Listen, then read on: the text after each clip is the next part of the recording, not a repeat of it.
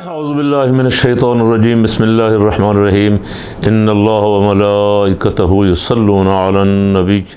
یا ایہا الذین آمنوا صلوا علیہ وسلموا تسلیما اللہم صلی علی سیدنا مولانا محمد وعلی آل سیدنا مولانا محمد واصحاب سیدنا مولانا محمد وبارک وسلم وصلی علیہ۔ اس وقت ملک میں امپورٹڈ حکومت ہے اور 12-13 جماعتوں نے مل کے، اور یہ 12-13 جماعتیں ساری وہ ہیں جو جمہوریت کی چیمپئن ہیں، جمہوریت کے علمبردار ہیں، بلکہ ٹھیکیدار ہیں، جو کہتے ہیں کہ ہم نے جمہوریت کا جھنڈا بہت اونچا کیا ہوا ہے، ہم نے ڈکٹیٹروں کا مقابلہ کیا، ہم نے آمروں کا مقابلہ کیا۔ اب ان سب کی حقیقت کھل گئی اور لوگ دیکھ رہے ہیں کہ یہ کیسے مقابلے کرتے رہے اور کس طرح اقتدار میں آتے رہے۔ اور انہوں نے آتے ہی جو کام کیا ہے، آزادی اظہار رائے پہ قدغن لگا رہے، زبان بندی کر رہے ہیں۔ کچھ چینلوں کو تو مینج کر لیا گیا ہے، ایک دو رہ گئے ہیں، ایک آدھا بند کیا ہوا ہے، ایک دو کو بند کرنے کی تیاری ہے۔ جو سوشل میڈیا پہ یوٹیوبر ہیں یا فیس بک پہ کچھ لوگ ہیں، ان کے خلاف بھی کریک ڈاؤن ہو رہا ہے۔ ان میں سے کچھ افراد ملک سے بیچارے باہر جا کے بیٹھے ہوئے محب وطن لوگ تھے، زبانیں بند کرنے کی کوشش ہو رہی تھی۔ مجھے یاد ہے کسی زمانے میں جب تحریک نظام مصطفیٰ صلی اللہ علیہ وسلم اور اس سے پہلے تحریک ختم نبوت چل رہی تھی، تو تحریک نظام مصطفیٰ صلی اللہ علیہ وسلم میں ہر جمعہ کے بعد گلیوں سے، محلوں سے، شہروں سے، قصبوں سے جلوس نکلتے تھے۔ تو بھٹو صاحب جمعہ کے دن کی وجہ سے بڑے پریشان رہتے تھے کہ جمعہ کا دن تو 6-7 دن بعد جمعہ آ جاتا ہے، 8 دن بعد جمعہ آ جاتا ہے، یہ پتہ ہی نہیں چلتا ایسے جمعہ آ جاتا ہے۔ تو جمعہ کے دن سے پریشان کیوں تھے؟ جمعہ کے دن علماء کرام مساجد کے ممبر و محراب میں کھڑے ہو کے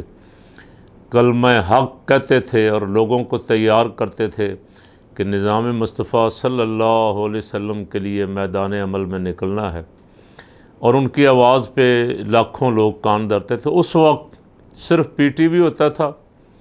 یا ریڈیو پاکستان یا 4-5 اخبارات تھے، وہ بھی ظاہر ہے مرضی کی خبر ان میں چھپنے دی جاتی تھی، اور اکثر جو احتجاج کرنے والے کارکن تھے جو جیلوں میں ہوتے تھے یا تھانوں میں بند ہوتے تھے یا ادھر ادھر، وہ بی بی سی کی خبریں سنتے تھے، بی بی سی کی خبروں پہ انحصار کرتے تھے، یا دیگر ذرائع جو بیرونی ذرائع تھے ان سے ان کو پتہ چلتا تھا کہ ہمارے ملک میں کیا ہو رہا ہے۔ اس سے بہت بڑا نقصان ہوتا ہے بعض دفعہ، ظاہر ہے دشمن ملک جو ہے وہ ایسا پروپیگنڈا یا ایسی بات چھوڑ دے جس سے پورے ملک میں ہیجان، سراسیمگی اور فتنہ و فساد برپا ہو جائے۔ اگر لوگوں تک خبر سچ پہنچتی رہے اور حقائق ان تک پہنچتے رہیں تو اللہ نے ان کو عقل دی ہے، وہ اچھا برا کی تمیز کر سکتے ہیں، وہ اچھے برے کا فیصلہ خود کر سکتے ہیں۔ اس کے بہرحال حکومتوں میں جب انسان ہوتا ہے، کرسی کا نشہ ایسا ہے کہ اس وقت یہ بات سمجھ نہیں آتی، اس وقت تو یہ ہوتا ہے میں اس کو بھی بند کر سکتا ہوں، اس کو بھی بند کر سکتا ہوں، اس کو بھی بند کر سکتا ہوں۔ لیکن میرا سوال یہ ہے کہ وہ بند کرنے والے اب کہاں ہیں؟ جو بند کرنے والے پاورفل حکمران یہاں گزرے، جن کی مرضی کے بغیر اخبار کی ایک کالم کی خبر بھی نہیں چھپ سکتی تھی، وہ کہاں ہیں؟ کبھی کبھی برسر اقتدار لوگ جو ہیں وہ یہ دیکھ لیا کریں کہ ہم سے پہلے بھی یہاں کچھ لوگ حکمران رہے ہیں، اس کرسی پہ بیٹھتے رہے ہیں، اور اس کرسی کے نشے نے ان کو کتنا خراب کیا۔ اور اگر ہو سکے تو فقیر الحمدللہ ایک چھوٹا سا مبلغ بھی ہے، اگر ہو سکے تو کبھی کبھی ان کی قبروں پہ بھی چلے جایا کریں، جا کے دیکھا ضرور کریں اور کان لگا کے سنا کریں، یا کبھی ان سے سوال کر لیں، عالم تصور میں سوال کر لیں کہ کیا گزر رہی ہے، آپ کو خود جواب مل جائے گا۔ تو وہ بہت سخت ہے، جہاں جانا ہے آپ نے، میں نے، سب نے، وہاں جواب دہی بہت سخت ہے، وہاں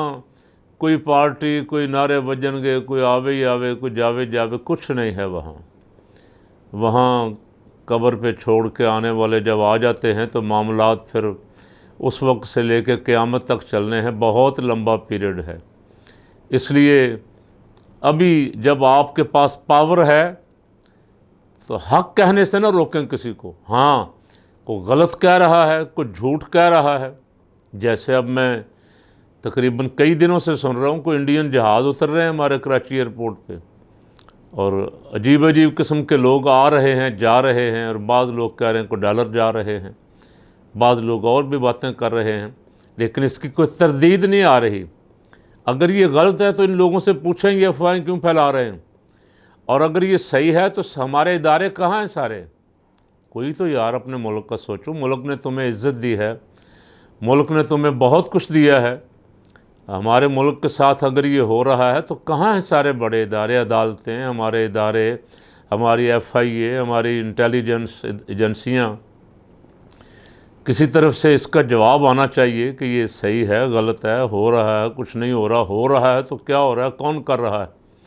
تو میں عرض کر رہا تھا کہ آزادی اظہار رائے دنیا ہمیں تانا دیتی تھی مسلمانوں کو کہ مسلمان ملکوں میں پابندی ہے جی،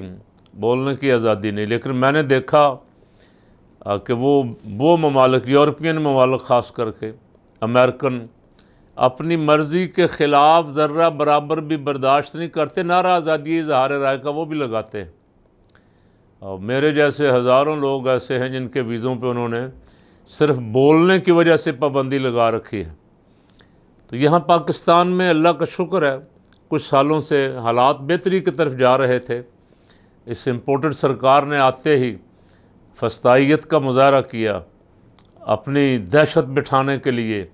اپنا سکہ جمانے کے لیے کہ شاید لوگ خوف زدہ ہو جائیں گے، ڈر جائیں گے، بولنا چھوڑ دیں گے،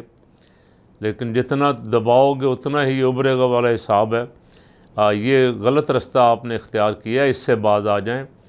جتنا آپ دبائیں گے اتنی زیادہ آوازیں اٹھیں گی۔ آپ کوشش کریں کہ جو اہل حق ہیں، جو حق بات کرتے ہیں، بے شک آپ کے کسی جرم کی نشاندہی کر رہے ہیں۔ سیدنا فاروق اعظم رضی اللہ تعالیٰ عنہ ارشاد فرماتے ہیں کہ تیرا اصل دوست وہ ہے جو تیری کمزوریاں، تیرے عیب تجھ پہ ظاہر کرتا ہے تاکہ تو ان سے بچ سکے، اور جو تیرے سامنے خوشامدی ہر وقت کرتا ہے وہ تیرا دوست نہیں ہے اور تیرا خیر خواہ نہیں ہے۔ تو جو لوگ آئینہ دکھا رہے ہیں ملک کی حفاظت کے لیے، جہاں جہاں گڑبڑ ہو رہی ہے وہاں ان کو عوام کے سامنے لا رہے ہیں، ان کی قدر کی جانی چاہیے تھی، ان کو بولنے کا حق دینا چاہیے۔ کل جب آپ اس کرسی سے اتریں گے تو وہ لوگ آپ کو اچھے لگیں گے، آج جن کو آپ مار رہے ہیں، آج آپ جن کو بند کر رہے ہیں، آپ بھی وہی بولی بولیں گے اور پھر آپ کا دل کرے گا یار ہم نے زیادتی کی۔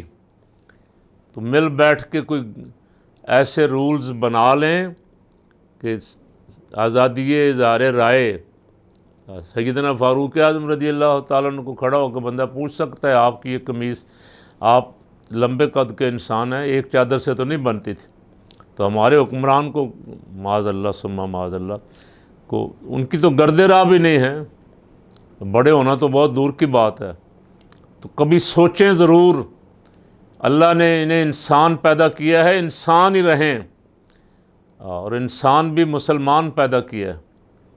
اس سے بڑی اور کرم نوازی کیا ہوگی؟ نمرود نہ بنیں، فرعون نہ بنیں، ان لوگوں کے نقش قدم پہ نہ چلیں آج جن پہ لعنت برس رہی ہے، ان کے نقش قدم پہ رہیں جن کا نام دنیا لیتی ہے تو جبین عقیدت جھک جاتی۔ آزادی اظہار رائے کے لیے اس قوم کو کھڑا ہونا ہے، ان لوگوں کا، ان بولنے والوں کا ساتھ دینا ہے جو حق بولتے ہیں،